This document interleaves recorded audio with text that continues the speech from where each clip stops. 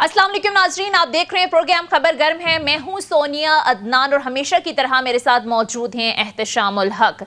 नाजरीन, कौमी असम्बली की मुद्दत खत्म होने में अब सिर्फ 60 दिन बाकी रह गए हैं। हम देख रहे हैं कि जैसे जैसे कौमी असम्बली की आईनी मुद्दत खत्म होने के करीब आ रही है, वैसे ही हुकूमती इत्तेहाद में जो इख्तलाफात की खबरें हैं वो भी मुसलसल सामने आ रही हैं।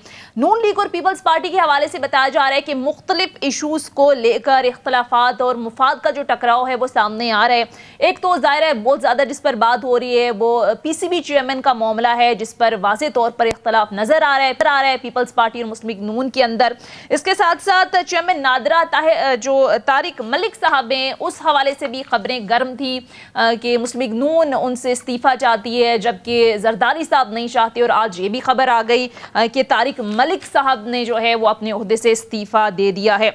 इसके अलावा पीपल्स पार्टी के जो इस्तेहकाम पार्टी के हालिया सदर हैं अब्दुल अलीम खान साहब, उन्होंने भी एक मुलाकात की थी जनवरी में नवाज शरीफ साहब के साथ। इसके साथ साथ ओन चौधरी जो इस्तेहकाम पार्टी के तर्जुमान भी हैं, उन्होंने भी अप्रैल में एक मुलाकात की थी नवाज शरीफ साहब से।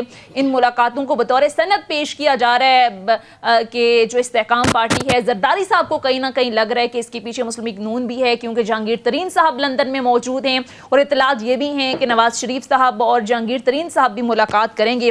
तो इस सारे मामले में हो क्या रहा है, इस्तेहकाम पार्टी किसके लिए खतरा है, किसके लिए नहीं है, इस पर भी जरा आज प्रोग्राम में डिटेल से बात करेंगे। इसके साथ साथ नाजरीन, एक और अहम खबर, रूस से खाम तेल की जो पहली खेप है वो कराची बंदरगाह पर पहुंच गई है। जाहिर है इस पर बहुत ज़्यादा गवर्नमेंट क्रेडिट भी ले रही है। अब नाज़रीन सवाल ये है कि जाहिर है रूसी तेल पाकिस्तान में रिफाइन किया जाएगा, मुल्क की मईशत के इस्तेहकाम के लिए क्या वाकई ये कोई अच्छी खबर है? और जाहिर है मईशत के दलदल में फंसा जो इस वक्त मुल्क है, इसके लिए ये अच्छा साबित हो सकता है। फिर पेट्रोलियम की बढ़ती हुई कीमतें, ज़ाहिर है पेट्रोलियम मसनूआत की कीमतों में जब ज़ाहिर है कीमतें बढ़ती हैं तो ज़रूरियात ज़िंदगी की हर चीज़ महंगी हो जाती है। तो इससे कितना फ़र्क पड़ेगा, हमारी इकोनॉमी में किस हद तक बेहतरी आएगी, इस पर भी प्रोग्राम में बात करेंगे। दीगर भी बड़े अहम इशूज़ हैं सियासत में, ज़ाहिर है बड़ी गहमा गहमी है। और राना एहसान अफजल साहब मुस्लिम लीग नून के सीनियर रहनुमा हैं और उनसे प्रोग्राम में सारी सूरत हाल पर बात करेंगे। बहुत शुक्रिया राना एहसान अफजल साहब आपके वक्त का। एहतशाम साहब, आगाज़ आपसे ही कर लेते हैं।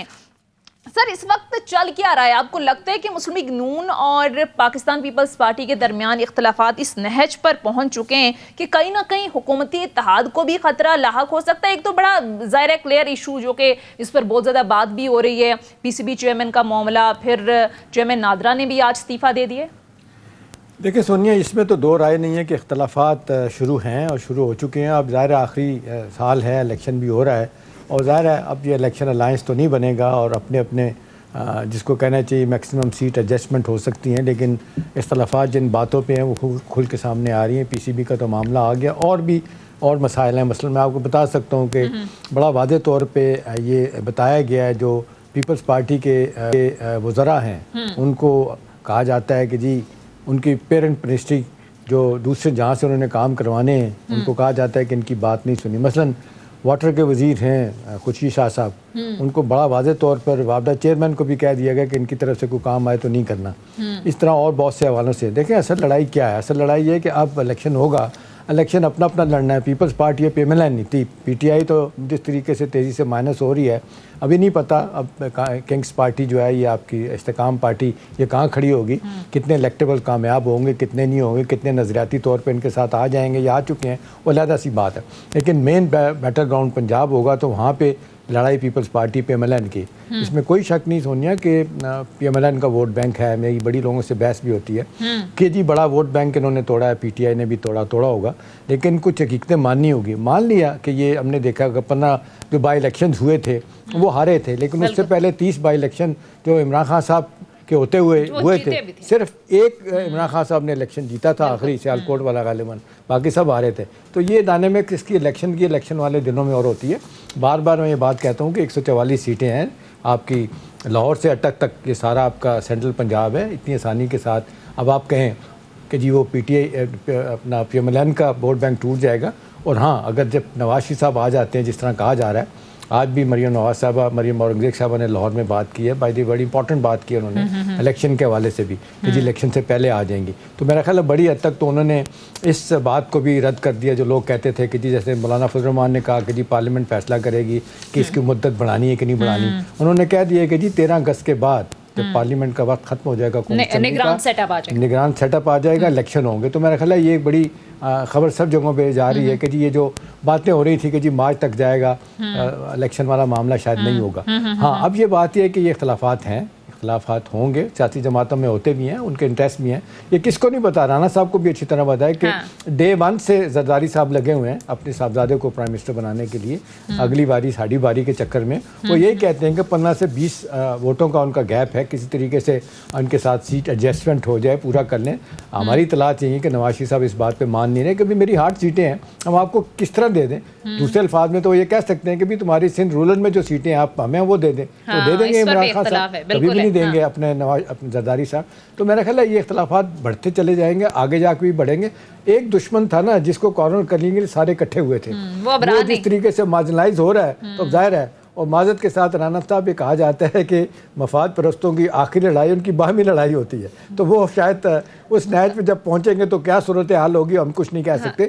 لیکن یہ بات طے ہے کہ اب الیکشن کا سینیریو بن رہا ہے، نواز شریف صاحب آ جائیں گے، الیکشن ہو جائیں. اور آخری بات یہ ہے کہ سونیا اس وقت ملک جو سیاسی اور معاشی طور پہ دلدل میں پھنسا ہوا ہے، اس کا حل اسی میں ہی ہے. سب لوگ کہتے ہیں بھلے آپ پوائنٹ سکورنگ کریں، اپنے جس کو کہتے ہیں غصہ سیٹل کریں، اپنے اوپوننٹس کو رائٹ لیفٹ کریں، لیکن الیکشن کرا دیں، اس کے بعد جو حکومت آئے اس کو حکومت دے دیں. اور کم از کم یہ جو ہم دیکھ رہے ہیں ترقی کا پہیہ ہر طرف رکا ہوا ہے، جمہوریت کو جو خطرات لاحق ہے کہ ہوگا کہ نہیں ہوگا، کون سا سیٹ اپ آئے گا، اس سے جان چھوٹ جائے گی. ٹھیک ہے رانا احسان افضل صاحب، اب تو اختلافات بڑا کھل کر سامنے آ گئے کہ واقعی آنے والے دنوں میں نون لیگ اور پیپلز پارٹی کی راہیں جدا ہونے والی ہیں، کل کے حلیف حریف بننے جا رہے ہیں. بسم اللہ الرحمن الرحیم.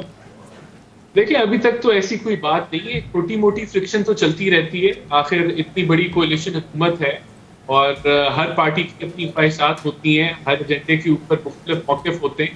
لیکن یہ کہ کوئی اب بظاہر ایسی کوئی لڑائی جھگڑے والا ماحول تو نہیں. اور جو چھوٹی ریکوائرمنٹس ہیں، جس طرح پی سی بی کے اوپر اگر کوئی کسی کا اوپینین کچھ اور ہے تو یہ اتنا بڑا تنازع نہیں ہے کہ جس سے کولیشن حکومت کے اوپر فرق پڑ جائے. یا چیئرمین نادرا کی بڑی نہیں ہے کہ جس کے اوپر پرابلم جو ہے وہ بن جائے.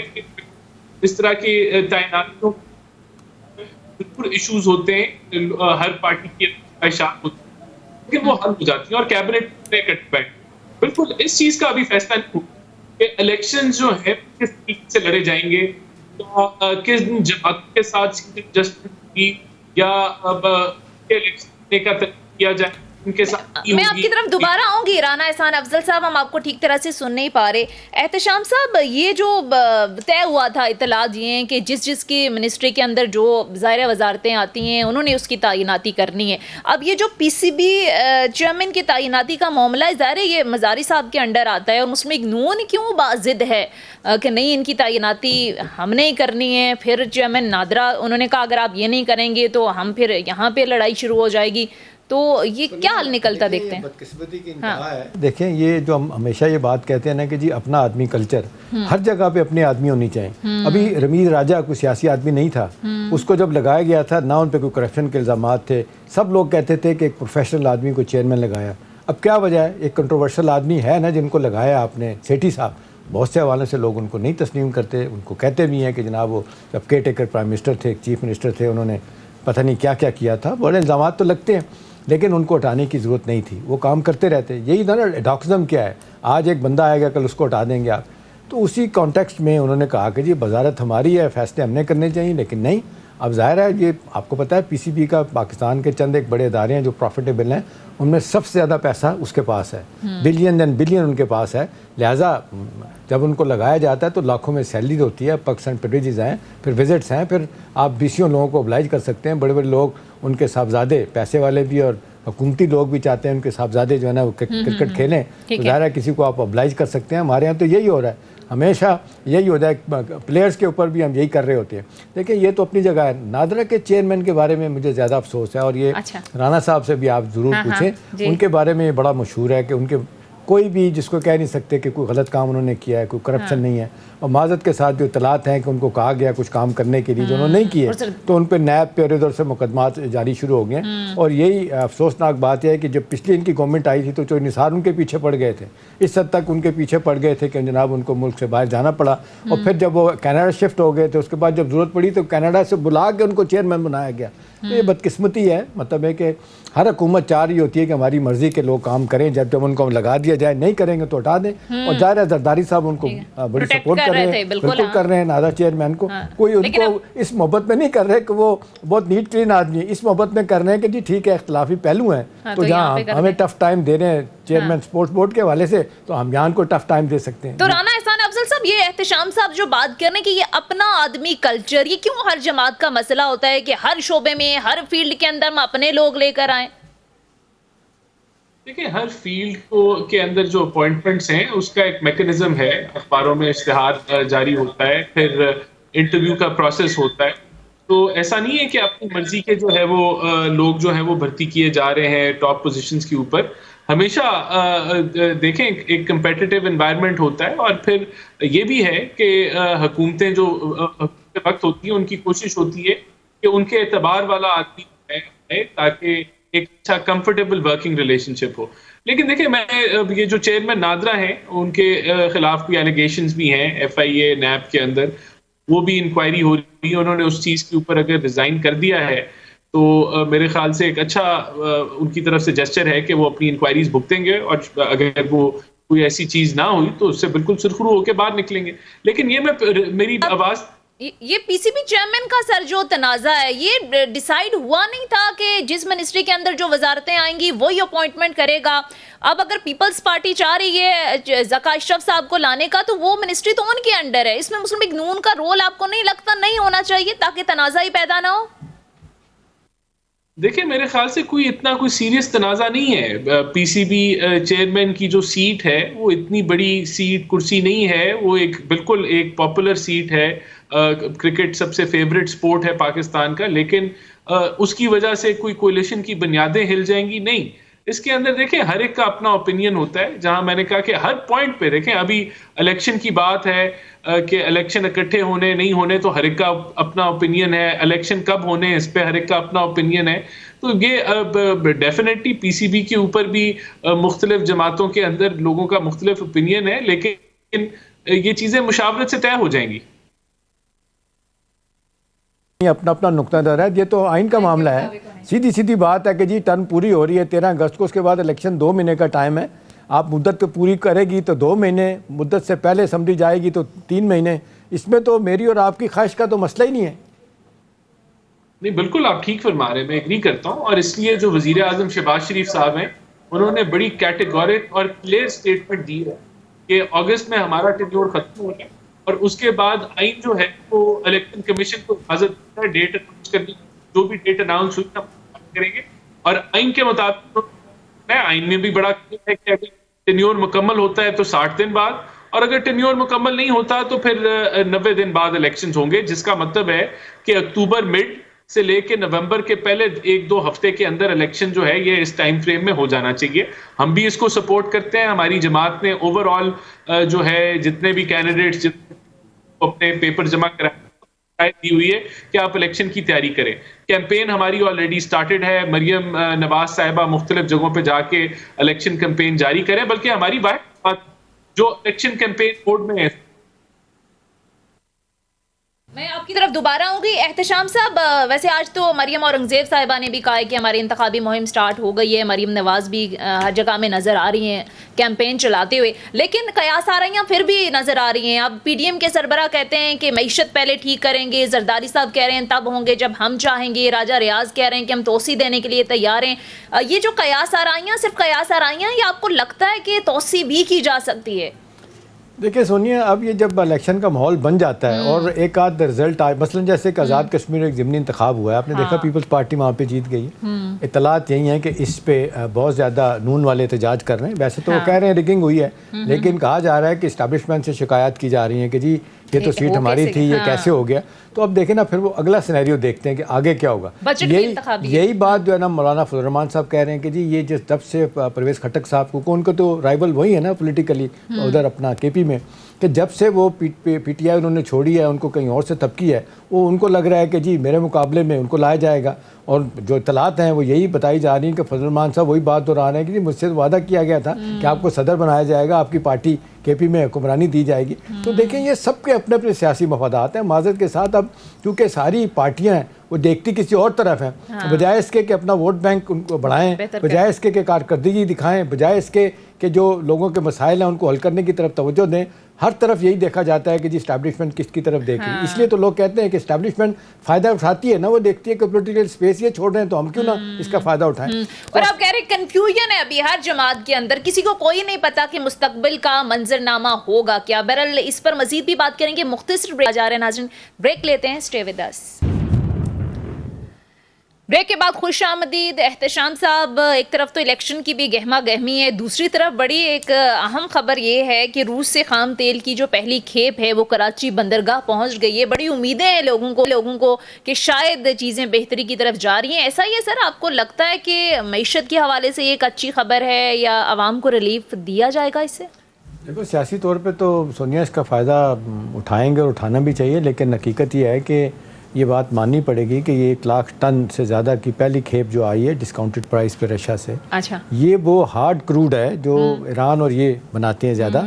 और हमारे यहाँ इसकी इतलात यही हैं। इतलात क्या है, इसको राना साहब भी सेकंड करेंगे कि इसकी कैपेसिटी हमारे पास नहीं है रिफाइन करने की। इसके लिए एक समरी सुना है कि अरसे से पड़ी है लेकिन अप्रूव नहीं हो रही। तो उसके लिए अलहदा एक रिफाइनरी लगाई जाएगी। वहाँ आपको पता है ये एनर्जी सेक्टर में करप्ट प्रैक्टिसेस एक मुद्दत से चल रही हैं। ये हुकूमत है, कोई भी हुकूमत है, तो वो अब असल सवाल ये है कि जिसका फ़ायदा होगा। और दूसरी बात यह है कि ये फर्नेस ऑयल में इस्तेमाल होता है, ये क्रूड ऑयल होगा। और फर्नेस ऑयल ज़्यादा इस्तेमाल होता है आपके पावर प्लांट्स के लिए, ये बिजली बनाने के लिए। अब पावर प्लांट्स में भी आप देख लें इसकी खपत कम से कम हो रही है, लिहाजा उस लिहाज से तो कोई एज सच फ़ायदा नहीं होगा जिस तरह, क्योंकि हमारा ज़्यादा ओवर 80-90% हमारा तेल गल्फ से आता है जो वाला ना, वो आता है जिसकी रिफाइनिंग कैपेसिटी हमारे पास है। इसके लिए नई रिफाइनरी लगेगी, वहाँ से फिर साफ़ होगा, फिर होगा।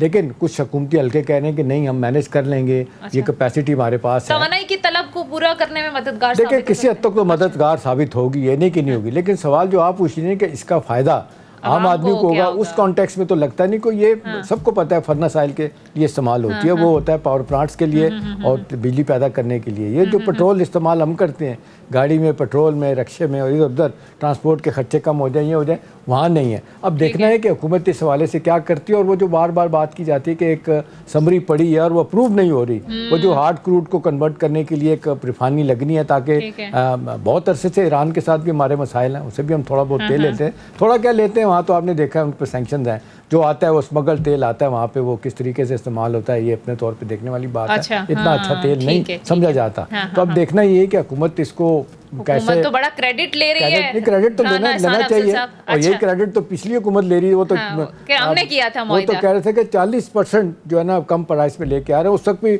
बाय द वे उनकी बात को रद्द किया था जो यहाँ पे रूस के एम्बेसडर हैं कि ये तो तय नहीं हुआ कि 40% है कि नहीं है। लेकिन सियासी फायदा तो कासम के अब्बा ने लेने की कोशिश की, बात बनी नहीं थी। राना एहसान अफजल साहब, ये तो रिफाइन कैपेसिटी नहीं है, रिफाइनरी लगनी है, ये तो एक लंबा प्रोसीजर है, होना है नहीं होना, पहले ही क्रेडिट लिया जा रहा है। क्या फायदा होगा इससे आम आदमी को?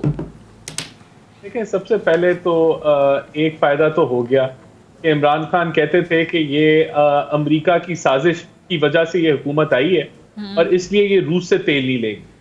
तो अब वो बात तो जो है बिल्कुल ही अब एक्सपोज हो गई, यानी कि एक दफा तो नहीं दर्जनों दफा हो गई कि वो झूठा प्रोपेगेंडा था जिससे इमरान ने एक तो नफरत के बीज बोए और उससे सियासी फायदा लिया। लेकिन दूसरा ये है कि ये जो क्रूड आ रहा है ये आपकी एनर्जी सिक्योरिटी को मजबूत करता है कि आपके पास एक नई सोर्स ऐड हो गई, जो कि पाकिस्तान की तारीख में पहली दफा आपने रूस से भी जो है वो क्रूड ऑयल का जो लेना है, ट्रेड है, वो शुरू हो गई। ये एक पॉजिटिव एस्पेक्ट है। लेकिन तीसरा इसमें ये है कि ये क्रूड जो है ये मिक्स होके भी चल जाएगा, इन्हीं रिफाइनरीज में चल जाएगा। तो ये एक तजर्बा भी होगा जब ये 1 लाख टन को कंज्यूम किया जाएगा, ये मिक्सिंग करके गालबन इससे आप जो है वो प्रोडक्ट्स निकाल सकेंगे।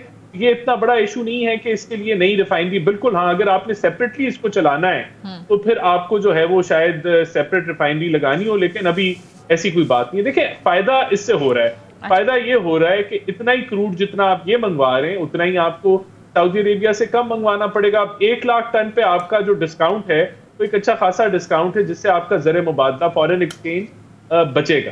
دیکھیں دوسرا یہ ہے کہ عوام کو کب ٹرانسفر ہوگا یہ. دیکھیں اس کے لیے ہمیں سمجھنا ہوگا کہ اگر مثال کے طور پہ ہم 100 لیٹر ڈیلی تیل استعمال کرتے ہیں اور رشیا سے 1 لیٹر آنا شروع ہو جائے تو 1 لیٹر کو اگر ہم 30% سستا بھی خرید لیں تو اس کا اوور آل پرائس میں اتنا اثر نہیں پڑے گا. مطلب عام آدمی کو فائدہ نہیں ہے نا سر؟ نہیں دیکھیں فائدہ تو ہے نا, اگر 1 روپے بھی آپ کی کاسٹ فارن ایکسچینج کمانے میں ظاہر ہے اوور آل تو کہیں, لیکن ایک چیز ہے نا صاحب اس میں یہ بھی تو بات ماننی ہوگی نا کہ یہ ایک ہمیں اسپیشل فیور امریکہ نے کی ہے, ورنہ تو آپ نے دیکھا اسٹیٹ ڈپارٹمنٹ کی سینکشنز ہیں وہ تو ہم نے پہلی دفعہ اس حکومت نے, آپ کی حکومت نے یہ منوایا ان سے کہ بھئی یہ تو سینکشن ہندوستان پہ بھی ہے, ہندوستان بھی تو تیل لے رہا ہے نا. آپ نے دیکھا ہماری بات کو رد کیا جاتا ہے, ظاہر ہے معاشی سیاسی طور پہ ہم بہت پیچھے رہ گئے ہیں, لہٰذا ہندوستان کی بات سنی جاتی ہے, ہماری نہیں سنی جاتی. تو یہ امریکیوں نے رحم کھایا ہم پہ کہ انہوں نے اجازت دیتی, ورنہ تو تیل لے نہیں سکتے تھے. تو یہی حال ہے ہمارا. دیکھیں جو ایران کے ساتھ ہمارے معاملات خراب ہو رہے ہیں وہ آپ دیکھ لیں 10 سے 15 بلین ڈالر کی وہ جناب ہمیں پینلٹی لگانے کے لیے انٹرنیشنل کورٹ میں لے جائیں گے کہ اپنے حصے کی اپنے پائپ لائن ہم نے بنا دی, آپ نہیں بنا رہے. جی دیکھیں میں سمجھتا ہوں کہ ہم نے امریکہ کو سمجھایا, ہم نے ان سے بات بھی کی اور وہ چیزیں تھرو ہوئیں. دار صاحب جو ہے وہ اس چیز کے اوپر بریف کر چکے ہیں پہلے کہ جب وہ میرے خیال سے IMF کے ساتھ معاہدہ کرنے گئے تھے تو تب ان کا آن دا سائڈ اس ٹاپک پہ بھی بات ہوئی اور انہوں نے کہا کہ آپ کر لیں. تو دیکھیں یہ تو ہمارا حق ہے. اگر یورپ سارا جو ہے وہ گیس آج کی رشیا سے لیتا ہے تو ہمارا بھی یہ حق ہے کہ ہم اپنی انرجی سیکیورٹی کو پہلے دیکھیں. اور یہ ڈبیٹ آگے بڑھے گی, چاہے وہ ایران کی پائپ لائن ہے یا کہیں اور سے آپ نے تیل امپورٹ کرنا ہے. ہر ملک کی اپنی انرجی سیکیورٹی ہے, وہ اس نے پہلے اس کو پور کرنا ہے, باقی چیزیں بعد میں. میں سمجھتا ہوں یہ ڈبیٹ ابھی آگے بہتری کی طرف جائے گی. ایک ایشو آپ نے بھی ذکر کیا اپنا, ڈار صاحب کا آپ نے ذکر کیا. ڈار صاحب کہہ چکے ہیں رانا صاحب کہ یہ جو ہمارے قرضے ہیں رول اوور کرنے کی بات, آج ویسے گورنر اسٹیٹ بینک نے بھی کہا ہے کہ 2.3 بلین ڈالر کے رول اوور کرنے کی بات ہو رہی ہے. تو سوال میرا آپ سے کہ یہ کوئی میسج اتنا اچھا تو نہیں جا رہا جو کہہ رہے ہیں کہ جی ٹیکنیکل ڈیفالٹ تو ہو گیا, اب یہ ساورن ڈیفالٹ بھی خدا نہ خواستہ ہو سکتا ہے. ویسے تو ڈار صاحب کہہ چکے ہیں کہ 30 دسمبر تک اس کا کوئی چانس نہیں ہے, ہمارے کلوز ٹو 4 بلین ڈالر ہمارے ریزروز ہیں. تو آپ کو لگتا ہے کہ یہ علام ہوئی ہے باہر کی دنیا کے بھی, یہ تو آئیں گے ری شیڈول کروانے, رول اوور کروانے کے لیے, تو ہمارے لیے کوئی مشکل پیدا ہوگی؟ جی دیکھیں ٹیکنیکل ڈیفالٹ نہیں ہوئی, اور دیکھیں اس کی میں آپ کو لاجک دیتا ہوں. ہم نے اپنے ایکسٹرنل ڈیٹ کو 5.5 ارب سے کم کیا ہے. ڈیٹ ایکسٹرنل ڈیٹ دنیا کی تاریخ میں بڑھتے ہی ہیں, کم نہیں ہوتے. تو ہم تو اگر ٹیکنیکلی طور پہ آپ کا ڈیفالٹ ہو گیا تو ہم اپنے اوور آل قرضے کی حجم کم کیسے کر رہے ہیں؟ دیکھیں یہ ایک ڈالر لیکوڈیٹی کرائسس ہے. IMF کے معاہدے کی تاخیر کی وجہ سے اگر وہ ٹائملی ہو جاتا ہے تو جو 5.5 ارب ڈالر ہم نے آلریڈی پے کر چکے ہیں وہ بھی ہم اس کو بھی ری فائنانس ہم کر چکے ہوتے ہیں. اس کے علاوہ ہماری ورلڈ بینک, ADB اور AIIB سے جو آنے تھے فنڈز وہ بھی آ جاتے ہیں اور ہم کمرشلی بھی بورو کر سکتے. تو یہ ایک لیکوڈیٹی کرائسس ہے جو ایکسٹینڈ ہو رہی ہے, لیکن میں سمجھتا ہوں اگر ابھی 9th ریویو ہو جاتا ہے تب آپ کی ونڈو کھل جائے گی, ورنہ اگر 24th پروگرام جیسی پاکستان کا ہوتا ہے تو پاکستان اس لیکوڈیٹی کرائسس سے باہر نکل آئے گا. لیکن وہ تو جا کے رانا صاحب سپٹمبر ڈیفالٹ نہیں ہے, وہ تو کیئر ٹیکر سیٹ اپ آئے گا سپٹمبر اکتوبر میں جا کے بات بنے گی. یہ جو 8,000 ارب کا ہم دیکھ رہے ہیں اس وقت جو خسارہ ہے, وہ جو ہم آپ دیکھ رہے ہیں کہ جو 14.6 ٹریلین حکومت کی انکم, 6.2 ٹریلین, 9.2 ٹریلین کا ریونیو, یہ 8,000 ارب کا جو گیپ ہے, یہ ڈیفیسٹ ہے. یہ تو ہم نے دیکھا بجٹ آدھا فائنانس ہوتا ہے world bank, Asian development bank سے. میرا سوال آپ سے کہ سب لوگ کہہ رہے ہیں کہ IMF کے پروگرام میں اگر ہم نہیں جاتے تو آپ نے دیکھا 1.5 سال سے یہ دونوں بینک پیسہ ہمیں نہیں دے رہے جو ہمیں ہماری ترقیاتی منصوبوں کے لیے ضرورت ہوتی ہے. جی دیکھیں میں تو سمجھتا ہوں, میرے ذہن میں تو بڑی کلیئرٹی ہے کہ آگے ابھی شارٹ ٹرم کے اندر رستہ IMF کے ساتھ, اور یہی وجہ ہے کہ وزیر اعظم نے جب IMF کے ہیڈ سے بات بھی کی تو انہوں نے اسی چیز کا اندیہ دیا کہ ہم 9th ریویو جو ہے کرنا چاہتے ہیں, اور اس کی ایک جو شرط تھی وہ یہ تھی کہ بجٹ کے اہداف آپ ان سے شیئر کریں جو ہم نے کیے.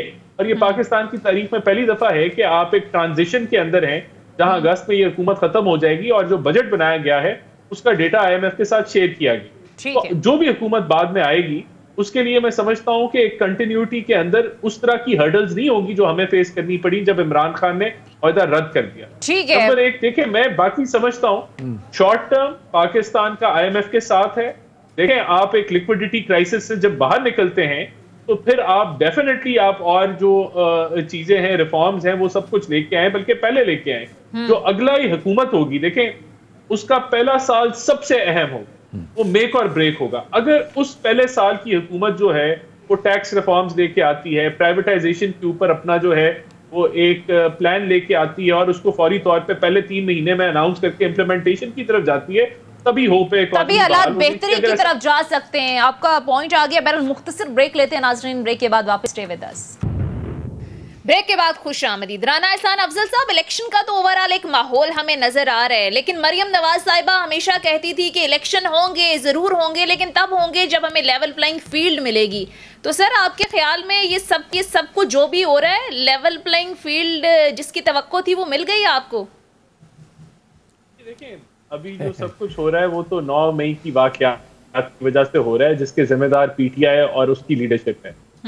تو یہ تو کسی کے لیے یہ قابل ستائش بات نہیں تھی کہ جو 9 مئی کو ہوا, لیکن آپ نے دیکھا کہ کسی نے اس واقعے کو شروع میں کنڈیم نہیں کیا, بلکہ عمران خان نے کہا کہ مجھے دوبارہ گرفتار کریں گے تو یہی کچھ دوبارہ دہرایا جائے گا. تو یہ دیکھیں اب ظاہر سی بات ہے کہ اگر اس ملک کے اندر کوئی قانون ہے تو اس کی اکاؤنٹیبلٹی ہونی چاہیے کہ اس میں کون انوالو تھے, اور جو بھی انوالو تھے ان کو معافی نہیں ملنی چاہیے قانون کے مطابق. اب دیکھیں بات یہ کہ لیول پلینگ فیلڈ ہم کیوں کہتے تھے, ثاقب نثار کی کورٹ اب اس کی حقائق جو ہیں عوام کے سامنے ہیں کہ وہ سپریم کورٹ جو ہے آج پی ٹی آئی کے ٹکٹ بانٹ رہی تھی, اور پہلے جو ہے ایک سازش کے تحت اس نے ہماری جماعت کو فارغ کیا. آج بھی جو ہے وہ اگر کوئی جوڈیشل ایکٹیویزم ہوتا, جوڈیشل ایکٹیویزم نہیں, اگر جوڈیشل انٹروسپیکشن ہوتی تو میرے خیال سے جو نواز شریف صاحب کے خلاف جو پیناما میں ہوا اور جس طریقے سے چیزیں منور کی گئیں تو یہ آٹومیٹکلی خود ہی چیزیں رد ہو جانی چاہیے تھی, جس طرح ارشد ملک کی ایویڈنس آئی, لیکن ایسا نہیں ہوا. تو ہم امید کرتے ہیں کہ یہ چیزیں کلیئر ہوں گی, اور جو ایک بوگس سزا جو ہے نواز شریف صاحب کو دی گئی وہ رد کی جائے گی. یعنی آپ لیول پلینگ فیلڈ اس کو کہہ رہے ہیں کہ نواز شریف صاحب واپس آ جائیں, کیسز ختم ہو جائیں, سزائیں ختم ہو جائیں, تب آپ کو لگے گا کہ یس یہ لیول پلینگ فیلڈ ہے.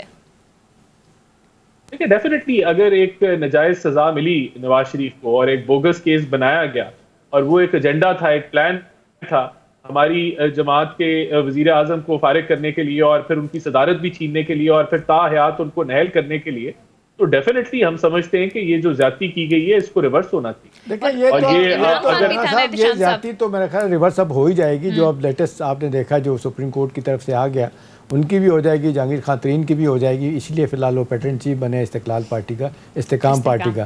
دیکھیں بنیادی طور پہ تو بات یہ ہے نا رانا صاحب, جو لوگ الزامات لگاتے ہیں, آپ یہ بھی تو بات مانیں لا آف دی لینڈ کو لوگ کہتے ہیں ماننا چاہیے. اب ایبسکانڈر وہ کہتے ہیں یہاں سے چلے گئے ہیں, چھوڑ کے چلے گئے ہیں, مفرون کو کہا جاتا ہے ان کے مخالفین نواز شریف صاحب کو, ان کو آنا چاہیے تھا.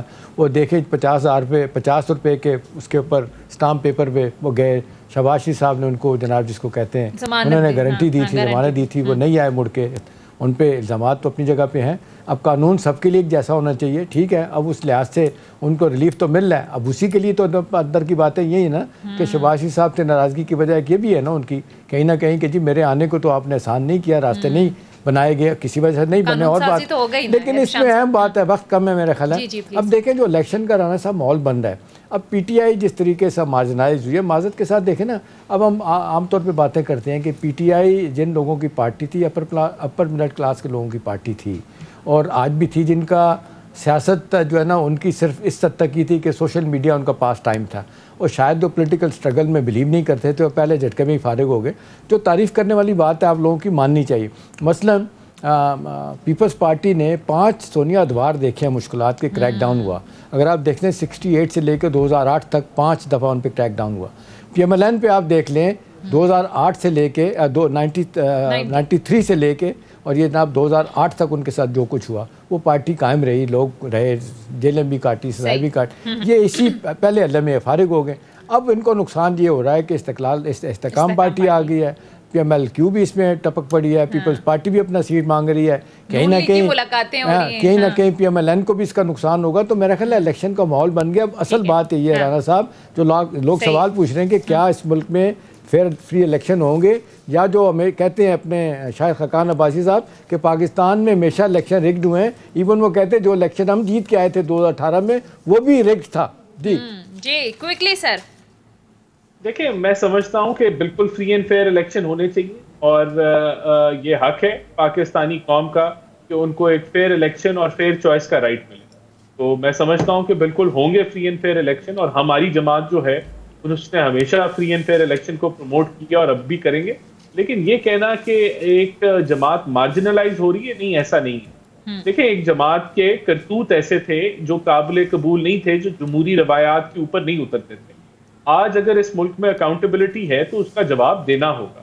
تو میں سمجھتا ہوں یہ جہاں جس حد تک پولرائزیشن اور نفرت کے بیج اور پروپیگنڈا کے اوپر سیاست پہنچ گئی تھی, حقائق کے اوپر بات ہی نہیں ہے, سائفر ہے, عالمی سازش ہے, جو جانور ہیں وہ نیوٹرل ہوتے ہیں, وہ بھی نیوٹرل نہیں ہوتے, وہ بھی اچھے برے کی پسند کرتے ہیں, تو آپ میری پسند کریں.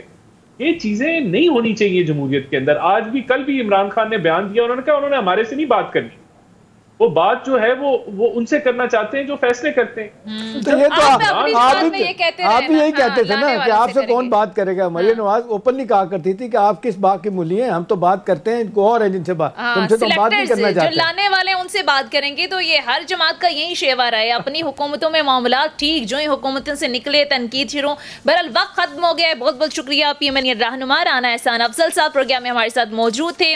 فیڈ بیک ضرور دیجیے گا. اگلے پروگرام تک اجازت دیجیے. خدا حافظ.